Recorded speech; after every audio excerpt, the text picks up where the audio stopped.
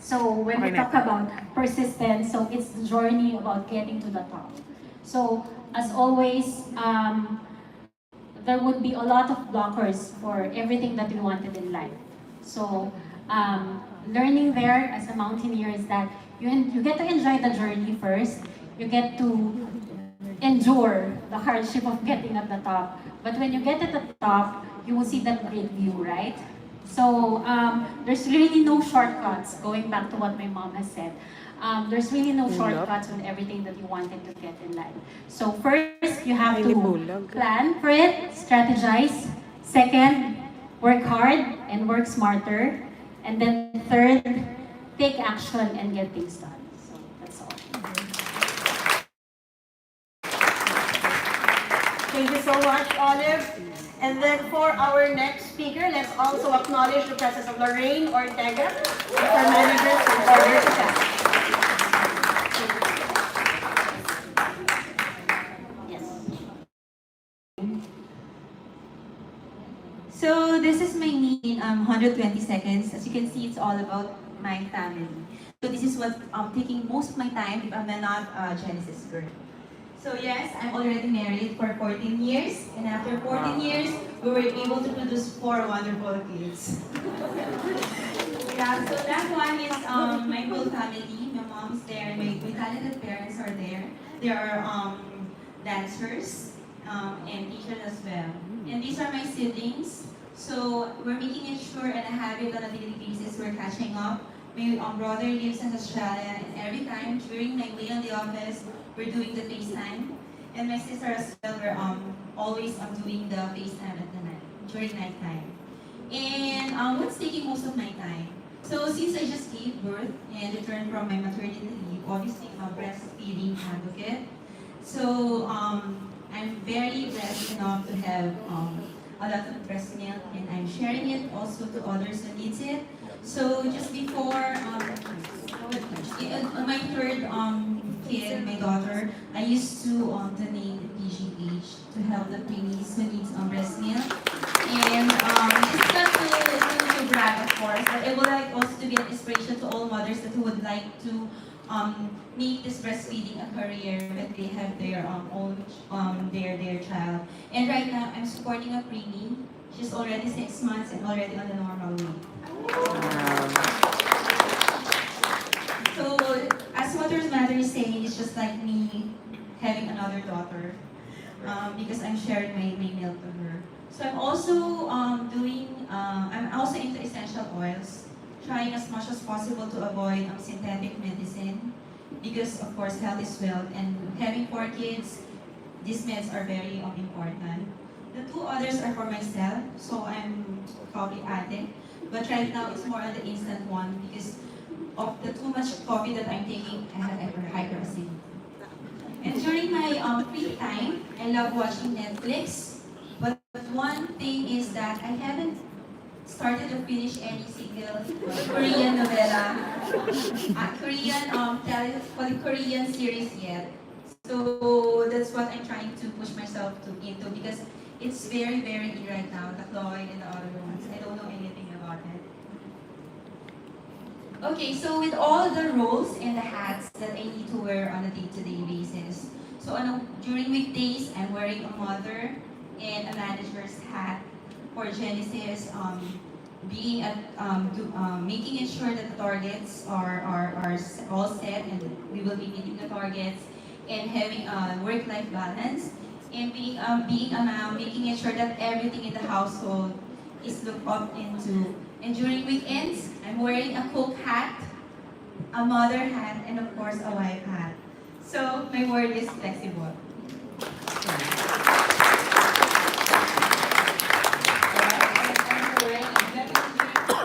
Our last speaker, but not definitely the least, we have Krista from the bar.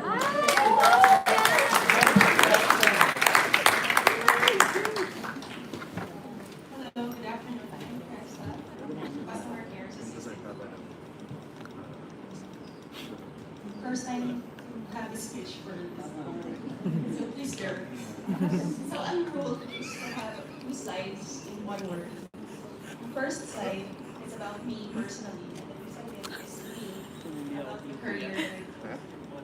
So this is a collection of what you already said. I'm a daughter and an auntie for these two kids.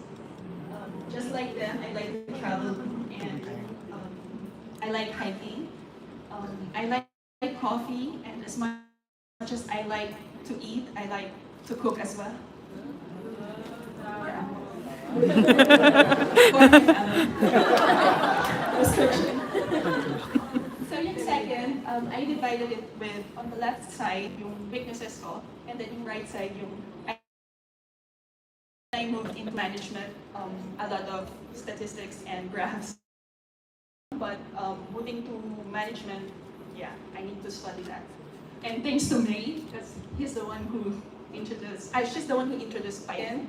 It's a positive trait for me. Anything na technical, I consider myself na very technical. Yung word ko is rational, which means making decision not based on emotions.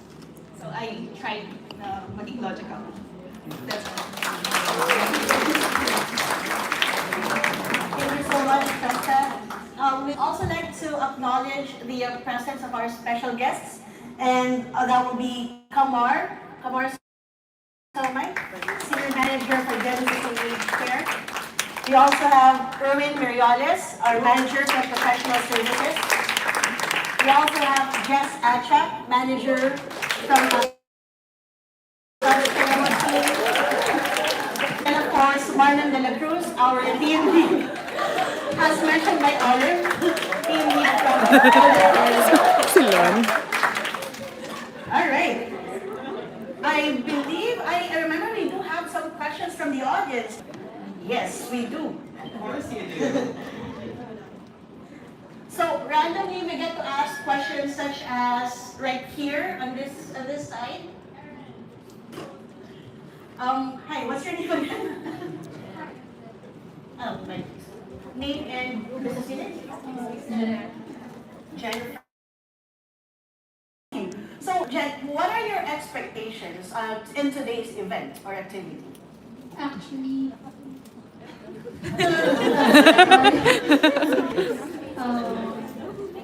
based on what you said, based on this, it's more on, it's not just about women empowerment. It is about equality for everyone, not just for women. Thank you, Jen. So again, for everyone and not just for women. So regardless of any gender. How about on this side? Who will volunteer? Or else I volunteer. Okay, can we have new faces? I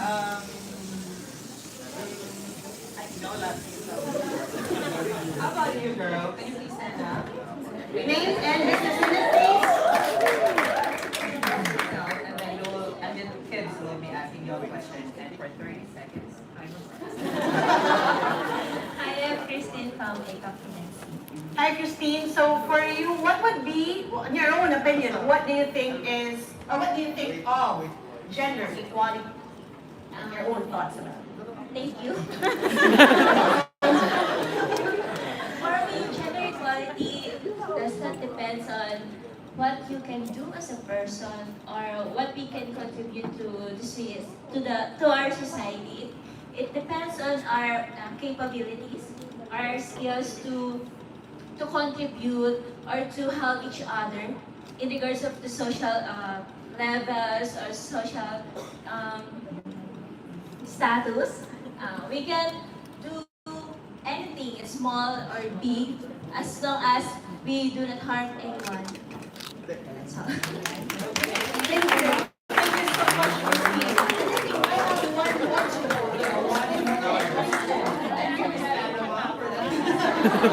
Maybe someone at the back, We're looking at the windows. We can have. Hey. Si Madam. We'll be asking you a question, Miss Greece. I'm Les from Greece. Oh, sorry. She's more confident in here. I'm less confident. Yes. Hello, Les. So for your question, and it's going to be the most difficult of all. In your life, who do you consider as your superwoman? I am. Woo! Nice,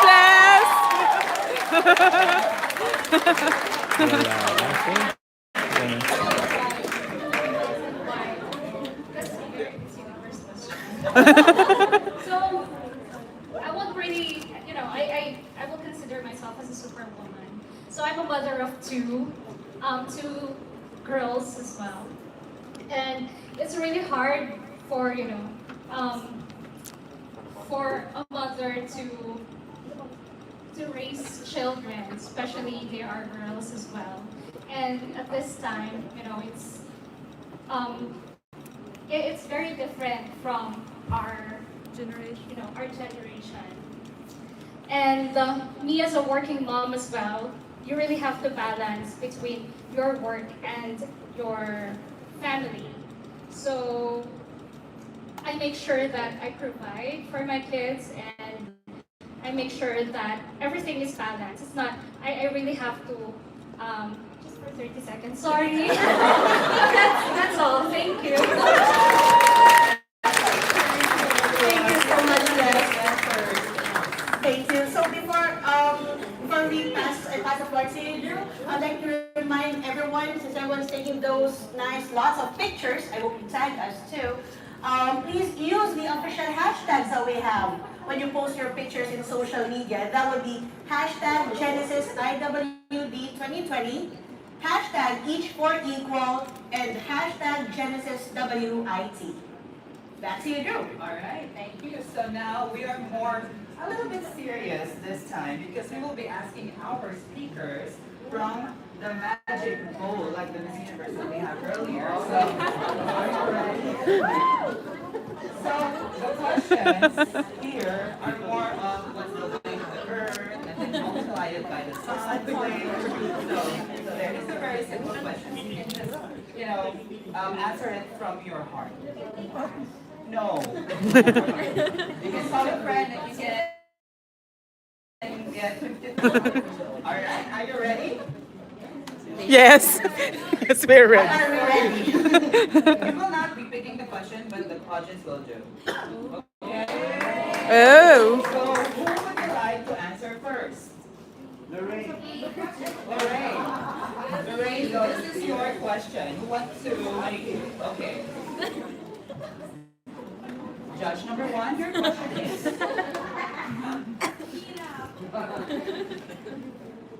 What is X? What role or impact would you like to play in relation to gender equality?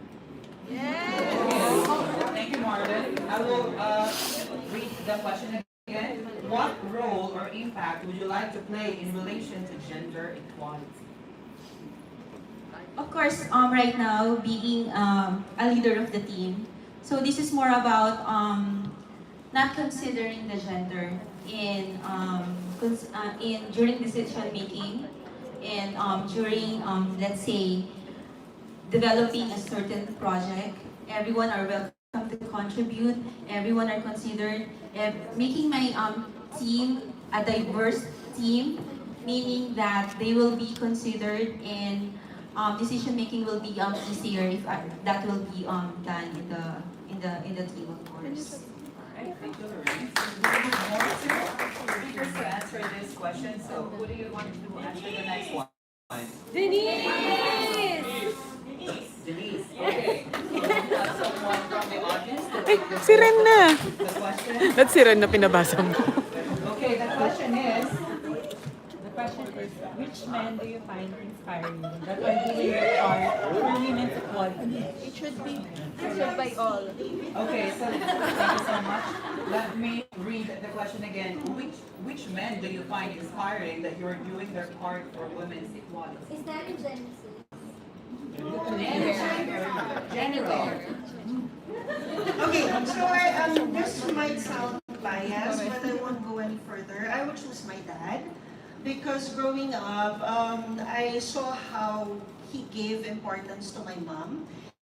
In terms of the decision making, he makes sure that my mom would also share with him her ideas. She lets my mom speak as well. My mom and my dad got married young, so growing up, my mom wasn't able to finish right away her studies. So when she decided to continue her studies, my dad was there to support her. And then afterwards, when my mom again decided and said, "Dad, I want to work." So instead of like taking care, I have nothing against housewives. Please don't get me wrong. But the point is, my dad was there to support whatever my mom would want, not only for the family, but of course respecting her, that she has also her life and she has a career also that she can pursue. That's it. Thank you. Comment from Lorraine. I just would like to add, because in line with that, not really a specific men, but all of those partners or husbands, just letting them wife, not only to earn of course, but to work because of self-development, of having their own image, not only as a mother, as a daughter, as a wife, but as a professional worker in a specific company as well. I think we should honor them all. One more. Who would you like to answer this last question from the vote? Can you pick? Just pick. Just pick. Don't worry, you will not answer the question, but if you want to, then you can. For us? Oh, thank you for that question. Answer it for us.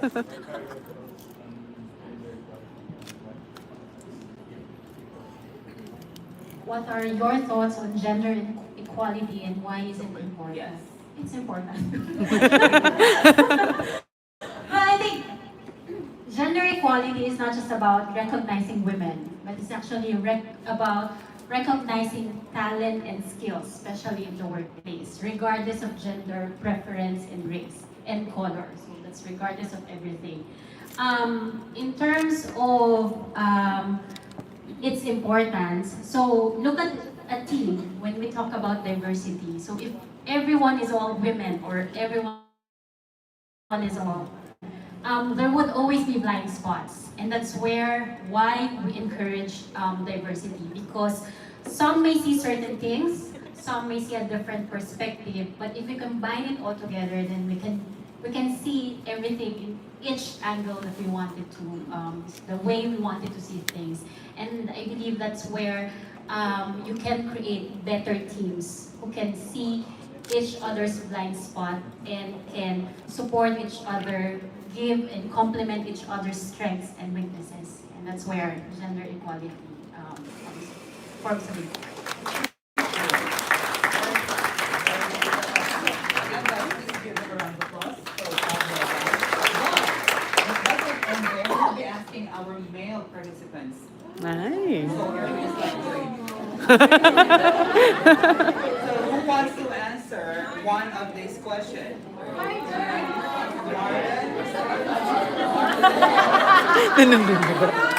Martin? Yes. Okay. Jess, I know that you are So the question is, are you ready, Mr. Netherlands? Thank you for that question. So the question is, how can you help create a gender equal environment? Here in Genesis, I believe, thank you for that question. I believe it starts with recruiting. We allow women to be part of this Genesis team. We give opportunities to our good ladies, to our very talented ladies. From the recruitment up to the promotion, giving bigger responsibilities, without considering the gender. I think it gives us good perspective to not just to our leaders but also to our members of this Genesis team, that everyone has an equal opportunity with regards to helping the company develop. So for me, it starts with recruiting, with the promotion, giving responsibilities to One more. I want Jess to answer this last question. I know you're sipping your coffee right now. Jess basically that women and men have to become the same, right? So, but their rights, responsibilities, and opportunities are considered and valued regardless they are born male or female.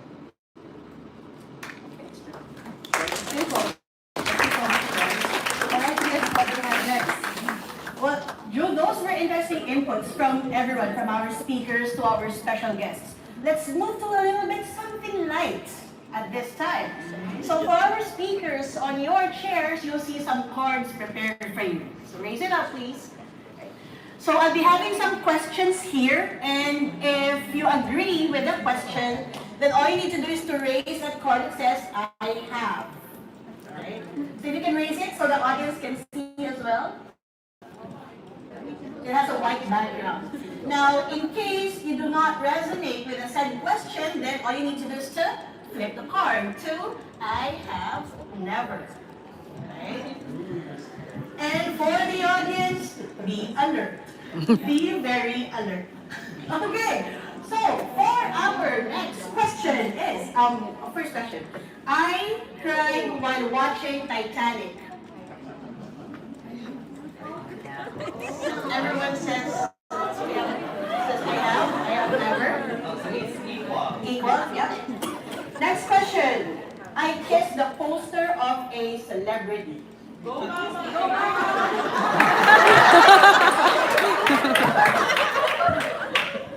Which celebrity? Who do you want to ask, David?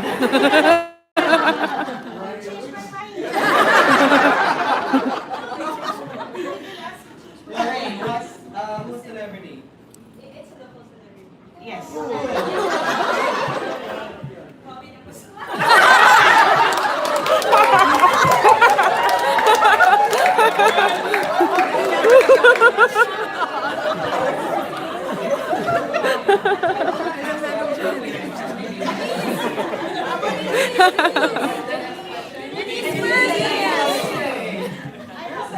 Favorite. So, who is it? So, were you the reason why? That's why they separated?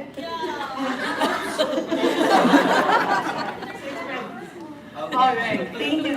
Thank you, ladies. Next one. I have eaten a whole pizza by myself. I have never. I have. What size it is? Like on your pizza size or like the first two you guys the fake pizza? The one that's they sell at the canteen. 3M. Ay, ano? 3M ba yun? So we have that. It's not though it's Hawaiian. We have, I've seen a scary movie in theaters by myself.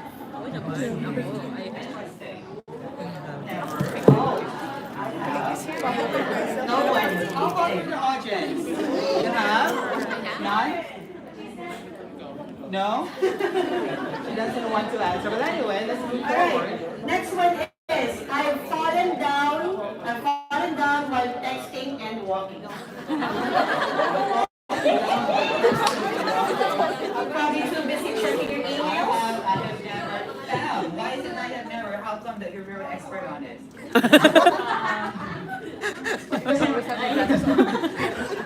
Well, it's not that, pero kasi I have to stop myself. So whenever I'm texting, so I do walk, pero so far naman, luckily, hindi ko pa naman na-experience. Did you walk and then stop and then text? Very mindful. That's one tip. We have, I practice a superstitious belief in real life. Urban legends such as when you look in the mirror, you get one or Don't sweep the floor while opening your jets at nighttime. I have never, I have. So, rest is it, sometimes you do it and you just then you don't want to do it? I have? Okay, did I pressure you? You changed my mind. You changed your mind. So, Miss Olive, why since I have never? Never. Okay. And moving on to next question. I stalk an ex-boyfriend or girlfriend on social media.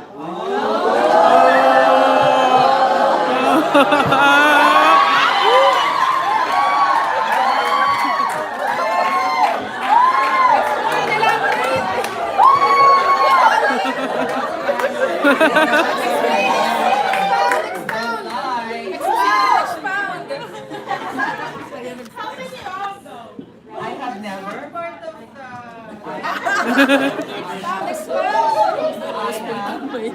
I have never. Yes.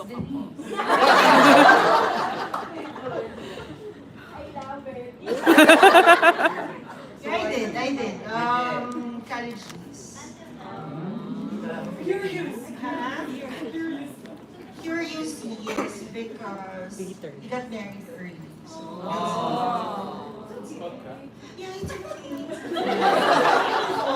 That's for sure. Okay, so I have a song for you. Do you still remember the boy that you don't know?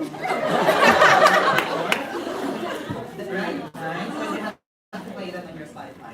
Okay, next. Actually, you're the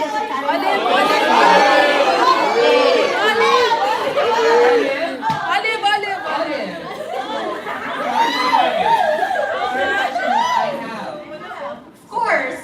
I just wanted to check if I'm doing much better than him.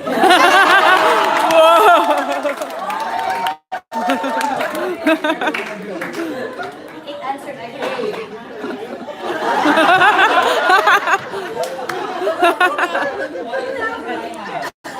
Yeah, same answer as No always. copy paste. I just wanna see. Yeah, I just wanna check if I'm doing better than the person. Yeah.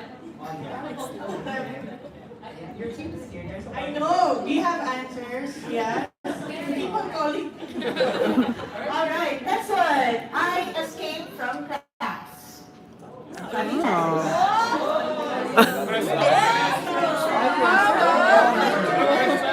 So we have a top performer. Can you share us your secret? Why you don't want to escape class? Because like me, when I was in high school, I escaped from class because I wanted to watch the Spice Girl movie. So how about you? You didn't escape class? Why?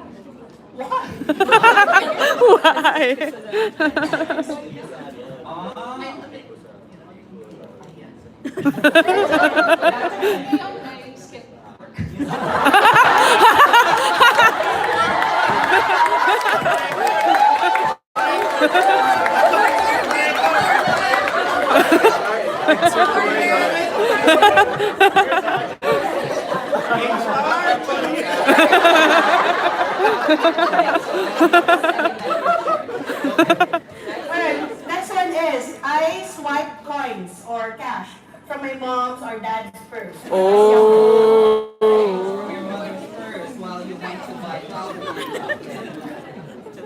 I have never.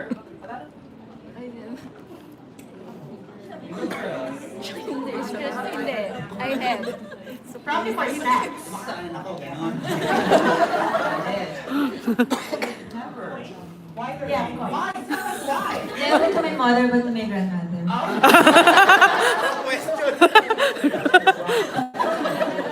Because I grew up with my grandmother. Can you still count how much was it? You don't remember? I have. Any other I have never or I have? Pretty much that's it. Thank you so much. Okay, and which is sorry.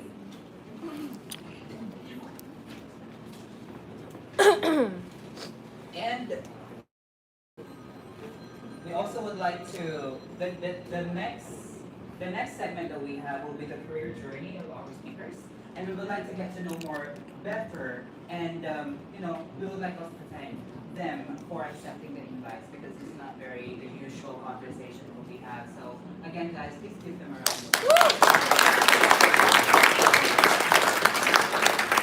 applause. And again, we'll be asking the crowd who will be the first. Okay, so the question is, how was it like starting or establishing your career? Okay. So the mic is traveling right now. Oh, here. Hi, thank you for that wonderful question.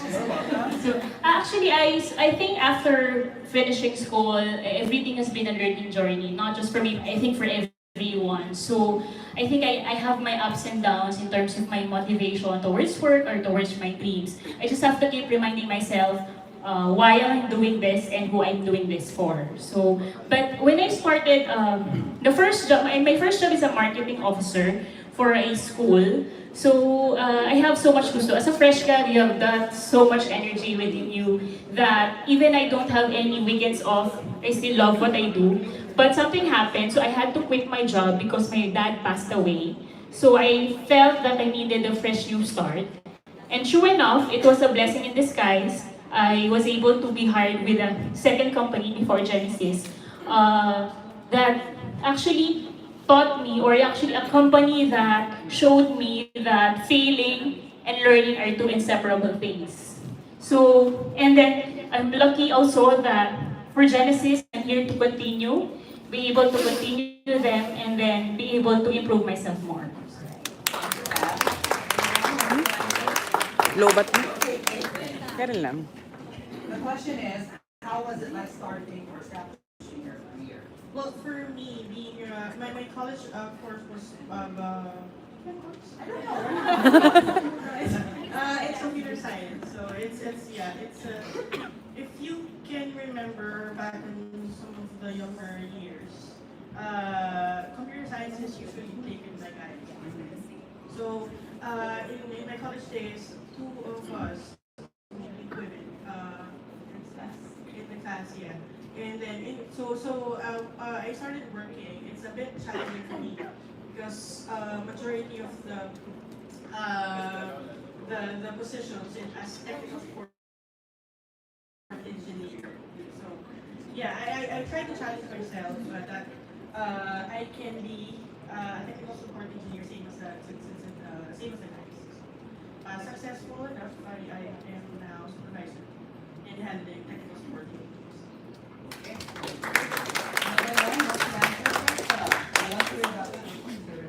Yes, for my not skipping class. So don't skip class. Skip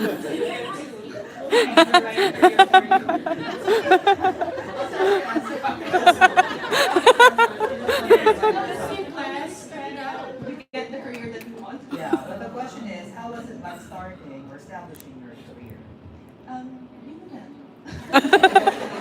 Don't skip class. Go to the career that or university that you wanted to, and then afterwards you apply for the job that suited for what you wanted. So yeah. And build your dreams. And then from there, I'm on the same path. Oh, I thought you will say, from there, skip work.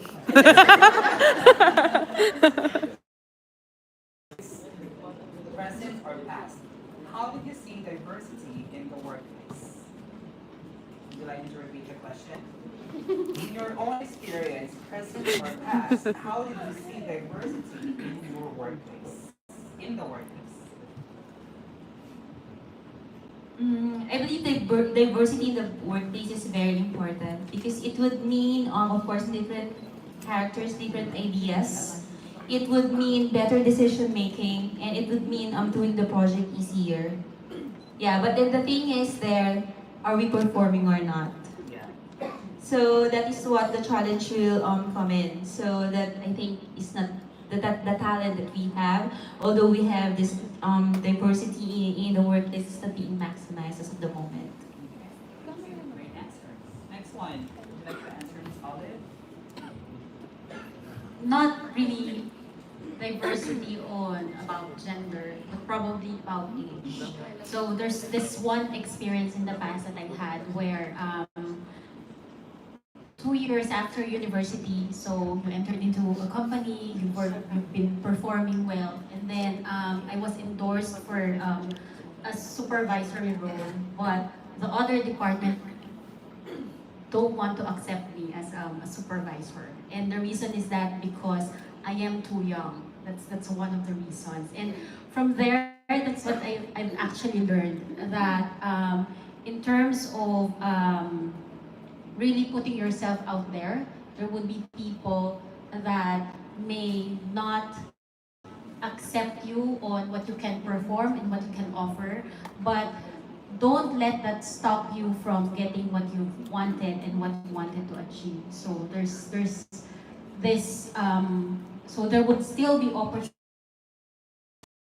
in you and help you out in terms of getting where you wanted to be. So looking at it in terms of diversity, so for us, or for myself, having that experience, and now I am handling and managing teams who are young and has a lot of ideas. So learning from that experience, it's not just about the experience that they do have, but actually looking at their potentials and their skills, which would open doors for them in terms of where they wanted to go.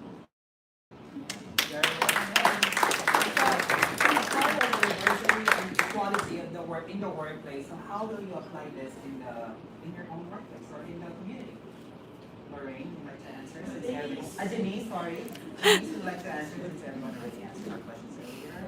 So in terms of the work, to be honest, of course, we all know that in HR, it's really more of the ladies that we have. So I think I'll put the table, more of the ladies look here. So I'll turn the table to the other side. So it's just, as mentioned by Kamara a while ago, it's not like the girl or the boy or the man or the women that are competing. It's really more of like giving chances to everyone. So partly as a recruiter, so I know the company that we have right now, Genesis, is really more of the management style because of the technology. But then again, it's really more of opening your idea into coming, just like what Ms. Olive said a while ago. It's not the age, it's not the gender, but we have to make sure that we give chance to people and look deeper and not just saying that, oh, it's man-dominated company, so we have to like hire mostly men, or it's a woman-dominated company, then let's all work better. We see women working better, but it's really like opening everything and then giving chances to everyone. So at work, family-wise, friends, or anywhere that you can see. So let's just be like open and give benefit of the doubt to those people that it's not really like I'm a guy, I'm a girl, a boy, or what, but let's look deeper at what that person can contribute and make a difference. Thank you so much. I know our male participants, so Erwin, can you share to us your thoughts and how will you apply this in the environment when it comes to diversity and equality? I proudly start with saying that I think Genesis Manila has been doing a great job in creating an equal opportunity environment. And with regards to our workplace, I think this is definitely said by everyone else earlier, but gender equality is mostly about giving equal opportunities to everyone, regardless of gender. When hiring, for example, it's about basing our hiring decisions solely on skills, experience, and merit, and not taking any. It's probably about giving equal opportunities to everyone with regards to career progression or promotions, with regards to their earning potential, and their overall career in general. So yeah. Thank you, everyone. Thank you everyone for the wonderful answers, and everyone has shared their thoughts from the heart. Here's what we have in there. I'll go for something light again, Drew. Okay. So for our audience, I installed a mine, a colorful mine underneath your seats. Yeah. Except for the speakers or for our guests. Yep. And in trivia on this one, you will be getting a 100, 200 GC each Oo! Hindi ako nakaupo. Wala ba? Hindi ako nakaupo. Wala ko pan.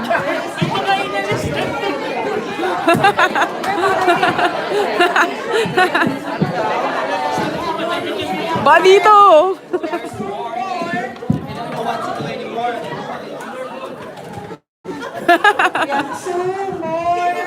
Starbucks ko yan. That doesn't count now. I have no chair. Who has one? You don't like 200 DC? No. So you can see anything here on the side? Sure? Okay. Sure. We have how many? I have 3 installed colorful lights.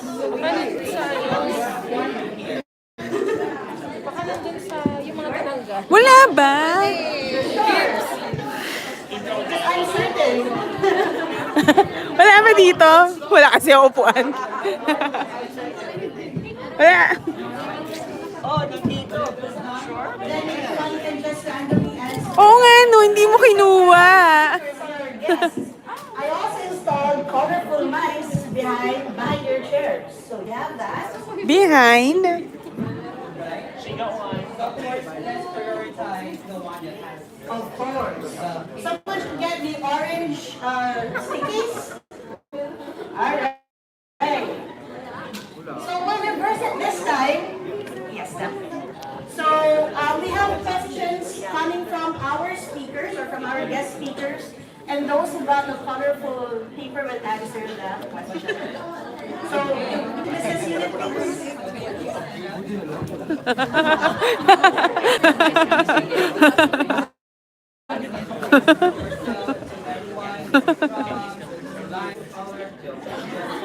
Hi, I'm Sharon from Tax Finance. Thank you, Sharon from Tax. And that's orange in color, so Denise, I saw you were putting it. So please do ask the question for Sharon.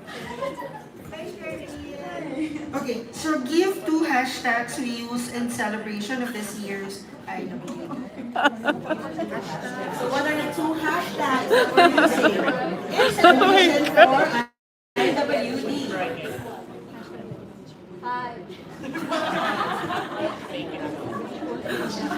Each for equal. That's one. And another? One more, please.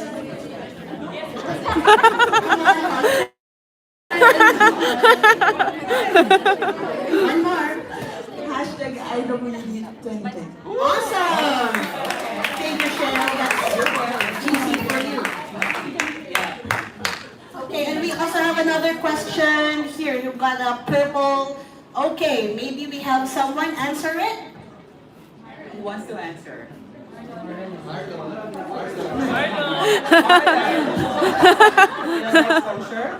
Alright, Marlon, yeah, your name. Business unit, please. I'm Marlon from Order Management. Thank you. Wow. And Marlon, this is your question. Fill in the blanks. And blank world is and blank world. Thank you for that question. I need an interpreter. So this has something to do with the theme for IWD, and that is Gender. What's it? Yeah. So and blank world is and blank world. Equal. okay. One. Unequal. An equal world is a blank world. Is an. Enable. Oh yeah, let me just complete the sentence. An equal world is an enable world. Thank you, Marlon from Tax. And one more, we have it from Kate. Who'd like to answer the last question? I'd like to answer the last question.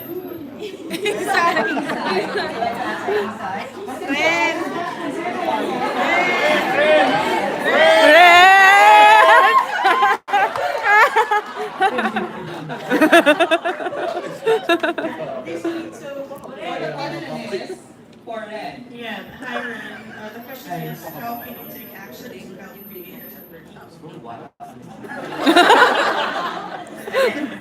how can you take action to help create a gender equal world? By loving and respecting each other. I thank you.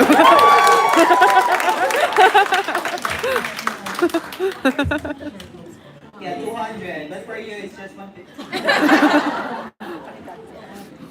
Okay. What's the next one, kid? All right, so from this point, we'd like to get messages also, not only from our women employees, but also from anyone in this room, particularly with our men employees at the same time, right? So, Okay, so which one would like to go first? so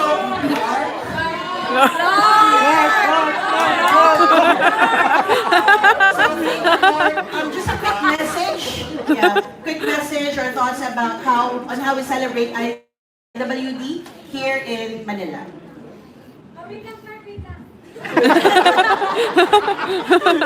Pose for the camera. Observation na lang. Observation. If you look at it, we're not trying to have a revolution, right? Women are no longer challenged. Okay?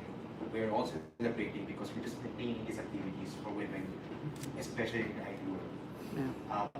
I know that there's slight challenges. Yes, it's still a slightly male-dominated industry, but nevertheless, there's still diversity here. What we're doing right now, the celebration, is just the maintenance itself. It's not like the 80s and the 90s na there's women protesting for equal rights and so on and so forth. Wala lang ganun. Just something like that. We're all celebrating and maintaining this kind of unbiased perspectives between male and female. That's it. Okay. Would you like to have our speakers as well for their tips and messages?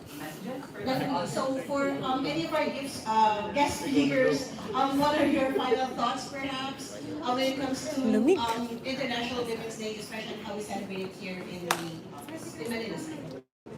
Okay. So I think the first one is I would like to actually agree with Clark. For me, for us millennials and post-millennials, yeah. So for us, we are very lucky because one, we are into more social aware. There's more social awareness now. And second one, we are already getting or experience the results of the fight of the generation of the women before us. So we are should be very grateful for that.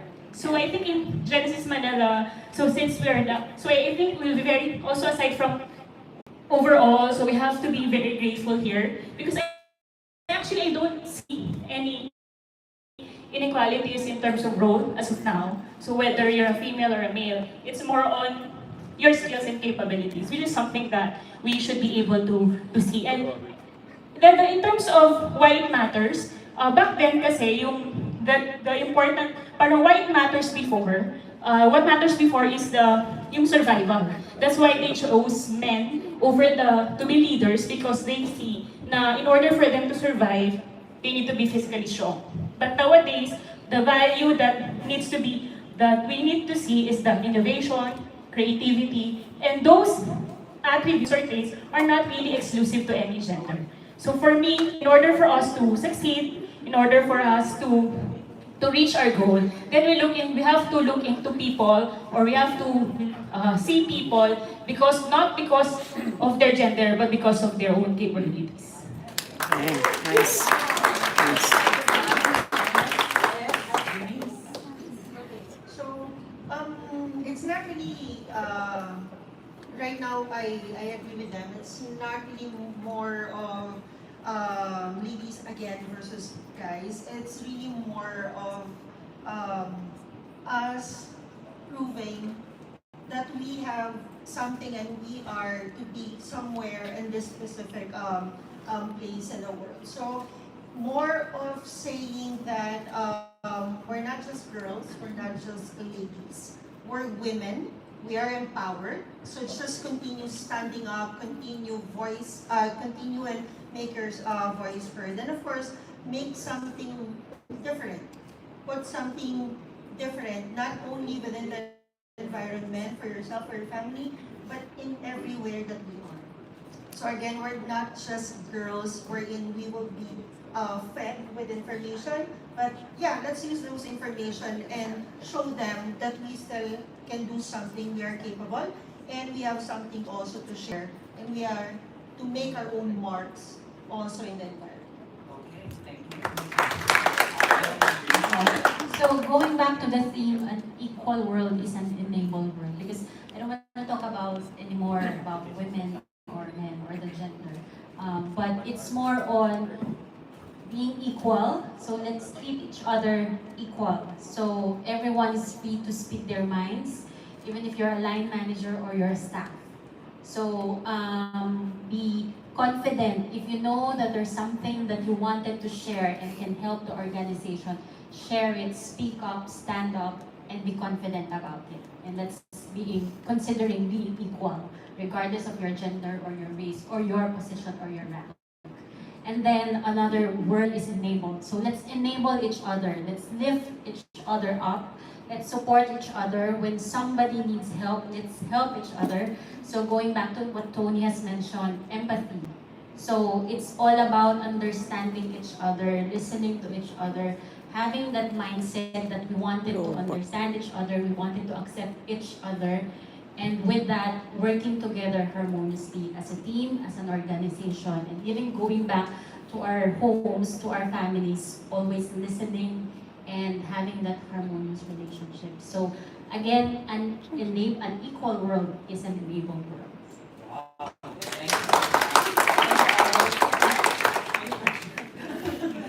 So the message is getting powerful and powerful after the last person. Okay, I'll break the ice.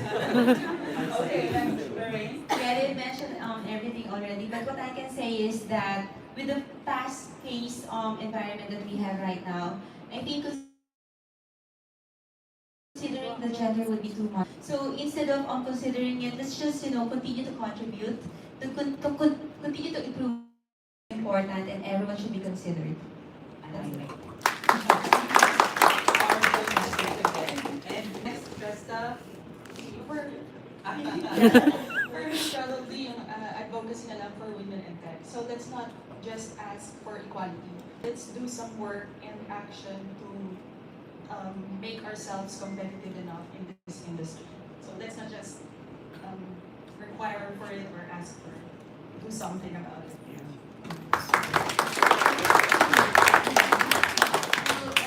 For me, it's not just everyone mentioned or stated the correct.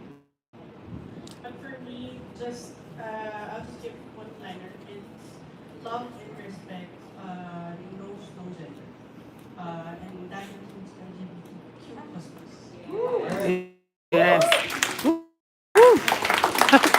Power. Thank you so much.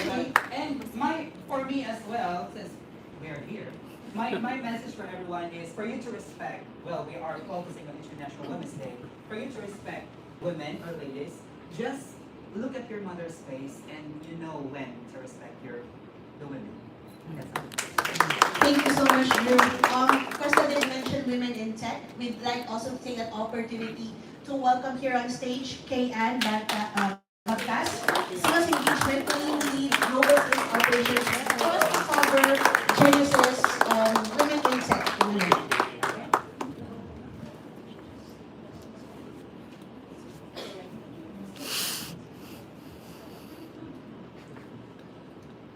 Hi, good afternoon, everyone. Okay. Hi, happy Friday. Are you all excited? Party later. No, we don't have a party later. And I'm not going to talk about myself, so I'm sorry, guys. So, for this, my presentation is about in time with celebration of International Women's Day. So, we have GWIT Manila. Is anyone familiar about GWIT? What does it mean?